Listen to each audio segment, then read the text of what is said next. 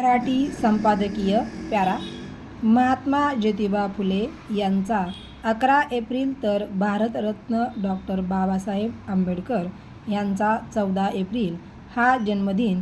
महात्मा फुले यांना डॉक्टर आंबेडकर आपले गुरु मानत होते. महात्मा फुले 1823 साली जन्मले तर डॉक्टर आंबेडकर 1889 मध्ये. यांच्यात तब्बल 66 वर्षाचे अंतर होते. फुले कालवश झाले तेव्हा बाबासाहेब 3 वर्षांचे होते. या दोन्ही महामानवाच्या विचारांची झेप फार मोठी होती. समाज परिवर्तन का आणि कशासाठी करायचे याबाबतच्या त्यांच्या भूमिका पक्क्या होत्या. आज समाजामध्ये जात जाणिवा पातळ होण्याऐवजी बळकट होताना दिसत आहेत. जाती व धर्माच्या प्रश्नांना जगण्याच्या प्रश्नांमध्ये महत्त्वाचे